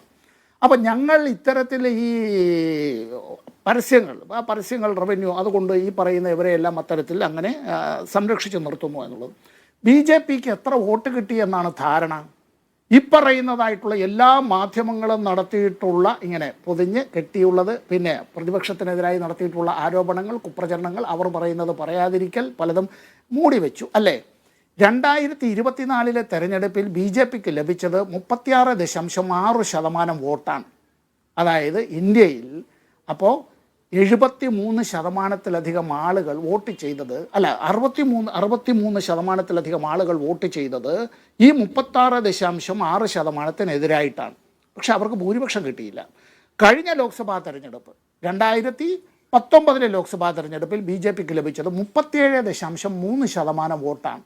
അപ്പോൾ ജനങ്ങൾ വാസ്തവത്തിൽ ഈ പത്രങ്ങളിൽ അച്ചടിച്ചു വിടുന്നതെല്ലാം അതുപോലെ അങ്ങ് വിഴുങ്ങുന്നു എന്നോ, നമ്മുടെ ദൃശ്യമാധ്യമങ്ങളിൽ കാണുന്നതെല്ലാം അതുപോലെ തന്നെ സീയിങ് ഈസ് ബിലീവിങ് എന്നുള്ള നിലയിലേക്ക് അങ്ങനെ ഉൾക്കൊള്ളുന്നു എന്നൊന്നും ധരിക്കണ്ട. അവരുടെ ജീവിതാനുഭവങ്ങളിൽ നിന്നാണ്. ഇവിടെ നമ്മുടെ തെരഞ്ഞെടുപ്പ് കമ്മീഷൻ, മുഖ്യ തെരഞ്ഞെടുപ്പ് കമ്മീഷണറെ നിയമിക്കുന്നതിന് സുപ്രീം കോടതിയുടെ ചീഫ് ജസ്റ്റിസ് കൂടി ഉള്ളതായിട്ടുള്ള ഒരു തെരഞ്ഞെടുപ്പ് സമിതി അത്തരത്തിൽ ഉണ്ടാകണമെന്നുള്ള സുപ്രീം കോടതി വിധിയെ മറികടക്കുന്നതിന് വേണ്ടി അത്തരത്തിൽ പെട്ടെന്ന് തന്നെ ഒരു നിയമനിർമ്മാണം നടത്തി, എന്നിട്ട് തെരഞ്ഞെടുപ്പിൻ്റെ തലേന്ന് തന്നെ അത്തരത്തിലൊരു പുതിയ മുഖ്യ തെരഞ്ഞെടുപ്പ് കമ്മീഷൻ നിയോഗിച്ചതടക്കമുള്ള കാര്യങ്ങൾ, തെരഞ്ഞെടുപ്പ് കമ്മീഷനിലെ ഇത്തരത്തിലുള്ള കാര്യങ്ങൾ, വോട്ട് അത്തരത്തിൽ ചേർക്കപ്പെട്ടിട്ടുള്ളത്, വോട്ടുകൾ നീക്കം ചെയ്യപ്പെട്ടിട്ടുള്ളത്, വോട്ട് ചെയ്തത്, ഇതുമായി ബന്ധപ്പെട്ട കാര്യങ്ങൾ, സത്യസന്ധമായ കണക്കുകൾ സുതാര്യമായി നമുക്ക് ലഭിക്കണം. ഈ കഴിഞ്ഞ ലോക്സഭാ തെരഞ്ഞെടുപ്പിൽ തെരഞ്ഞെടുപ്പ് കമ്മീഷൻ എങ്ങനെയാണ് കണക്ക് പുറത്തുവിട്ടത്? ഇതെല്ലാം ഇലക്ട്രോണിക് ആയിട്ടാണ് കാര്യങ്ങൾ നടക്കുന്നതെങ്കിൽ തെരഞ്ഞെടുപ്പ് കഴിഞ്ഞാൽ മിനിറ്റുകൾ കഴിയുമ്പോൾ അല്ല മണിക്കൂറുകൾ കഴിഞ്ഞാൽ ഇത്തരം കാര്യങ്ങളെ സംബന്ധിച്ചുള്ളതെല്ലാം ലോകത്തിന് മുമ്പിൽ എത്തണമല്ലോ. തെരഞ്ഞെടുപ്പ് അവസാനിച്ചു, 7 മണിയല്ല 8 മണിയല്ല 9 മണിയല്ല അർദ്ധരാത്രിയായി, എല്ലാം പൂട്ടിക്കെട്ടി എല്ലാം കഴിഞ്ഞു. നമുക്ക് കണക്ക് കിട്ടിയോ? കിട്ടിയില്ല. അടുത്ത ദിവസം തെരഞ്ഞെടുപ്പ് കമ്മീഷൻ ഏകദേശ കണക്കാണ് പറഞ്ഞത്. അടുത്ത ദിവസം വീണ്ടും ഒരു കണക്ക് പറയുകയാണ്. നാട്ടിലെ ആളുകൾക്ക് ബോധ്യപ്പെടാത്തൊരു കാര്യമുണ്ട്. ഒരു നിയമസഭാ മണ്ഡലത്തിൽ പുതുതായി ചേർക്കപ്പെട്ടതിനേക്കാൾ കൂടുതൽ, എണ്ണത്തെക്കാൾ കൂടുതൽ ആളുകൾ പുതുതായി വോട്ട് രേഖപ്പെടുത്താൻ വന്നു എന്നുള്ളത്.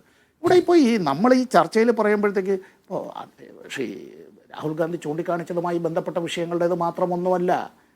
തെരഞ്ഞെടുപ്പ് കമ്മീഷന് അത്തരത്തിൽ പരാതികൾ ലഭിച്ചാൽ അവർ അത്തരം കാര്യങ്ങൾ അവർ പരിശോധിക്കണം. 1.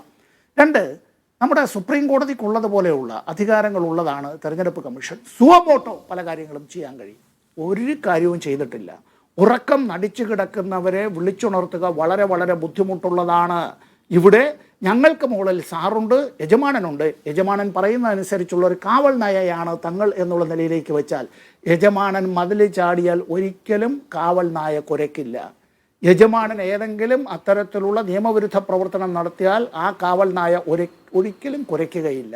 ആ നിലയിലേക്ക് നമ്മുടെ തെരഞ്ഞെടുപ്പ് കമ്മീഷൻ അധപ്പതിച്ചു പോയാൽ ലോകത്തിലെ ഏറ്റവും വലിയ ബഹുകക്ഷി ജനാധിപത്യ വ്യവസ്ഥയാണ് അപകടം നേരിടുന്നത് എന്ന് മനസ്സിലാക്കണം. ഇവിടെ തെരഞ്ഞെടുപ്പ് കമ്മീഷനെ സംബന്ധിച്ചുള്ള പരാതി ഉന്നയിച്ചാൽ ആ പരാതി ഉന്നയിക്കുന്നവരെയെല്ലാം ഭത്സിക്കുന്ന നിലയിലേക്ക് BJP മാറുക എന്ന് വെച്ചാൽ അച്ചം പത്തായത്തിലുമില്ല എന്ന് പറഞ്ഞതുപോലെയാണ് BJPയുടെ നിലപാട്. ശരി, കെ ഷാജി, നോക്കൂ, ഇത് കക്ഷി രാഷ്ട്രീയം, അതിലെ തർക്കങ്ങൾ, കോടതി വ്യവഹാരങ്ങൾ, തെരഞ്ഞെടുപ്പ് കമ്മീഷന്റെ മറുപടികൾ എന്നതൊക്കെ മാറ്റി നിർത്തിയാൽ ഇത് ഇന്ത്യ എന്ന് പറയുന്ന നമ്മുടെ രാജ്യത്തിൻ്റെ മുന്നോട്ട് പോക്കിൻ്റെ അടിസ്ഥാന ശില, തെരഞ്ഞെടുപ്പുകൾ വൃത്തിയായി നടക്കുന്നു നമ്മുടെ ബോധ്യമാണ്.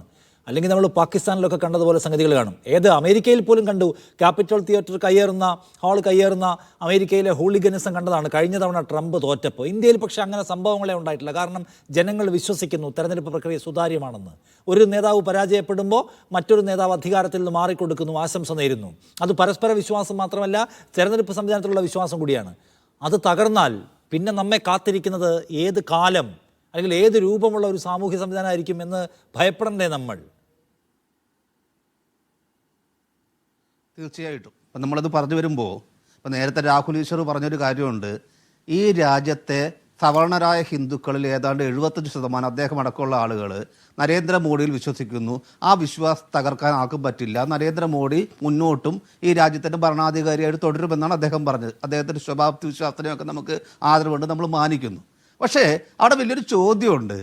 ഇത്ര സുശക്തമായി തൻ്റെ മാൻഡേറ്റ് വിശ്വസിക്കുന്ന മോഡി, ഇത്ര വലിയ ജനപിന്തുണയുണ്ടെന്ന് പറയുന്ന മോഡി എന്തുകൊണ്ടായിരിക്കും ഈ തെരഞ്ഞെടുപ്പ് കമ്മീഷനെയൊക്കെ ഇങ്ങനെ ഇൻഫ്ലുവൻസ് ചെയ്തുകൊണ്ട് ഈ ജനങ്ങളുടെ ഹിതപരിശോധനയെ ഇങ്ങനെ റിഗ് ചെയ്യാൻ ശ്രമിക്കുന്നത്, ഇതിനെ വേറൊരു വഴിയിലേക്ക് കൊണ്ടുപോയി ജനാധിപത്യത്തെ തന്നെ അട്ടിമറിച്ചുകൊണ്ട് ഭരണത്തിലേറാൻ ശ്രമിക്കുന്നത്, അല്ലെങ്കിൽ ഭരണത്തിൽ തുടരാൻ ശ്രമിക്കുന്നത്? അപ്പോൾ ഇവിടെയുള്ള കാതലായ പ്രശ്നം എന്ന് പറയുന്നത് അടിസ്ഥാനപരമായ ജനാധിപത്യ മൂല്യങ്ങളോട് ഇവിടുത്തെ ഭരണ സംവിധാനത്തിന്, ഇവിടുത്തെ ഭരണാധികാരിക്ക് എന്തെങ്കിലും കമ്മിറ്റ്മെൻ്റ് ഉണ്ടോ എന്നുള്ള ചോദ്യമാണ്. രണ്ടാമത്തെ കാര്യം, ഈ തെരഞ്ഞെടുപ്പ് സംവിധാനത്തിനെ എതിർക്കുക, അല്ലെങ്കിൽ അതിനെ നശിപ്പിക്കുക എന്ന് പറഞ്ഞാൽ അമിതാധികാര പ്രവണത തന്നെയാണ്. ആ അമിതാധികാര പ്രവണതയുടെ ഇരകളാണ് ഈ രാജ്യത്തെ മാധ്യമങ്ങൾ. ഇപ്പം അദ്ദേഹം നേരത്തെ പറഞ്ഞു, ഈ രാഹുൽ ഗാന്ധിയെ പോലുള്ള ആളുകൾ എന്തെങ്കിലും PR എക്സസൈസ് ഒക്കെ ചെയ്ത് വലിയ വിരുന്നൊക്കെ കൊടുത്ത് മാധ്യമങ്ങളെ വിളിച്ച മാധ്യമങ്ങൾ വാർത്ത കൊടുക്കുന്നത്. അപ്പം നമ്മൾ നോക്കുക, ഗുജറാത്ത് സമാചാർ എന്ന് പറയുന്ന ഗുജറാത്തിൽ താരതമ്യേന ഭേദപ്പെട്ട ഒരു പത്രം, വളരെ ഒരു പരിധിക്കപ്പുറം ഭരണകൂടത്തിന് സറണ്ടർ ചെയ്തിരുന്ന ഒരു പത്രം, അവർ കൃത്യമായി കുറച്ച് വിമർശനങ്ങൾ ഭരണത്തിനെതിരെ കൊണ്ടുവന്നപ്പോൾ പിറ്റേ ദിവസം അവരുടെ ഓഫീസ് ED റെയ്ഡ് ചെയ്യുകയാണ് ചെയ്തത്. അപ്പോൾ ഈ രാജ്യത്ത് നമ്മൾ നോക്കുക, സ്വതന്ത്രവും നിഷ്പക്ഷവുമായ മാധ്യമ പ്രവർത്തനം പോയിട്ട് അഭിപ്രായ പ്രകടന സ്വാതന്ത്ര്യം പോലും ഇന്ന് ഇത്രയും തകരാറിൽ നിൽക്കുന്ന ഒരു കാലഘട്ടത്തിൽ ഇതൊന്നും എളുപ്പമല്ല. ഇപ്പോൾ രാഹുൽ ഗാന്ധി പറയുന്ന കാര്യങ്ങളിൽ സത്യസന്ധതയില്ല എന്ന് വിചാരിച്ചിട്ടല്ല ഈ ഉത്തരേന്ത്യൻ ഗോദി മീഡിയ അതൊന്നും കവർ ചെയ്യാതിരിക്കുന്നത്. കാരണം അവർക്ക് ഭരണത്തിലിരിക്കുന്നവരെ പ്രീണിപ്പിച്ചാൽ ഒരുപാട് പരസ്യം കിട്ടും. രാഹുൽ ഗാന്ധിക്ക് പ്രാധാന്യം കൊടുത്തിട്ടുണ്ടെങ്കിൽ ആ പരസ്യവും പോവും, ഭരണകൂടത്തിൻ്റെ പ്രീതി നഷ്ടപ്പെടും. അപ്പം എനിക്ക് നേരത്തെ അറിയാം, നമ്മുടെ ഇപ്പോൾ രാജ്യസഭയിലെ ഉപാധ്യക്ഷനായിരുന്ന ഹരിവംശ്, അദ്ദേഹം ബീഹാറിലെ വളരെ പ്രോഗ്രസീവായിരുന്ന പ്രഭാത് ഖബർ എന്നൊരു പത്രത്തിൻ്റെ ഉടമയും പത്രാധിപരുമായിരുന്നു. അദ്ദേഹത്തെ രാജ്യസഭയുടെ ഉപാധ്യക്ഷനാക്കി അദ്ദേഹം നിതീഷ് കുമാറിന്റെ പാർട്ടി കൂടിയാണ് വന്നതെങ്കിലും അദ്ദേഹത്തെ അവിടെ തുടരാൻ അനുവദിച്ചതോടുകൂടി ഈ പ്രഭാത് ഖബർ എന്ന് പറയുന്ന ഒരു കാലഘട്ടത്തിൽ വളരെ ഇന്ത്യയിലെ നല്ലൊരു പത്രങ്ങളിലൊന്നായിരുന്ന പ്രഭാത് ഖബർ ഒരു BJPയുടെ ഉച്ചഭാഷണിയായിട്ട് മാറി. ഇങ്ങനെയാണ് അധികാരങ്ങൾ കൊടുത്തുകൊണ്ട്, പരസ്യം കൊടുത്തുകൊണ്ട്, സ്ഥാനമാനങ്ങൾ നൽകിക്കൊണ്ട് എങ്ങനെ ജനാധിപത്യത്തെ തങ്ങൾക്ക് അനുകൂലമാക്കാമെന്ന് ഏകാധിപത്യ പ്രവണതയുള്ള ആളുകൾ പഠിച്ചിരിക്കുകയാണ്. അപ്പം അവിടെയാണ് രാഹുൽ ഗാന്ധി ഒരുപാട് കാലമായിട്ട് സോഷ്യൽ മീഡിയയിൽ കൂടെയും മുഖ്യധാര മാധ്യമങ്ങളിൽ കൂടെ എല്ലാം അദ്ദേഹത്തെ പപ്പു എന്ന് വിളിപ്പിക്കാൻ വേണ്ടി കോടികളാണ് ഈ രാജ്യം ഭരിക്കുന്ന ആളുകളെ ചെലവാക്കി എന്നുള്ളത് വലിയ രഹസ്യമൊന്നുമല്ല. അപ്പം അങ്ങനെ എത്രയോ കാലം പപ്പു എന്ന് വിളിച്ചിട്ടും അദ്ദേഹം മറ്റൊരാളെ പോലെ ഒരു സിരിക്കലാകാതെ അദ്ദേഹത്തിൻ്റെ പ്രവർത്തനം തുടർന്നു. അദ്ദേഹം കൃത്യമായ ഇടപെടലുകൾ നടത്തി കേവലം അധികാര രാഷ്ട്രീയത്തിൻ്റെ അപ്പുറം ഒരു ജനാധിപത്യത്തെ തിരിച്ചു പിടിക്കാനുള്ള വലിയൊരു പ്രവൃത്തി അദ്ദേഹം തുടർന്നുകൊണ്ടിരിക്കുകയായിരുന്നു. അതിന്റെ ഏറ്റവും വലിയ ഒരു ഇടപെടലാണ് അദ്ദേഹം നടത്തിയിരിക്കുന്നത്. രാഹുൽ ഗാന്ധി തുടങ്ങി വെച്ചിരിക്കുന്നതിന് തുടർച്ച ഉണ്ടാക്കാൻ അദ്ദേഹത്തിനൊപ്പം നിൽക്കുന്ന പാർട്ടിയും ചേരിയും എത്ര തുനിഞ്ഞിറങ്ങുമെന്ന്, എത്ര വിജയിക്കാൻ കഴിയുമെന്നതിനെയാണ് പ്രതീക്ഷയോടെ ഈ രാജ്യം ഉറ്റുനോക്കുന്നത് എന്ന് വേണമെങ്കിൽ പറയാം. ഞാൻ അവസാനിപ്പിക്കുന്ന സമയം കഴിഞ്ഞു. Thank you CK Shaji, Shri Sampath, ഒപ്പം ശ്രീ ശബരിനാഥൻ, രാഹുൽ ഈശ്വർ ഈ ചർച്ചയിൽ പങ്കെടുത്ത് നിങ്ങളുടെ അഭിപ്രായങ്ങൾ പങ്കുവച്ചതിനോട്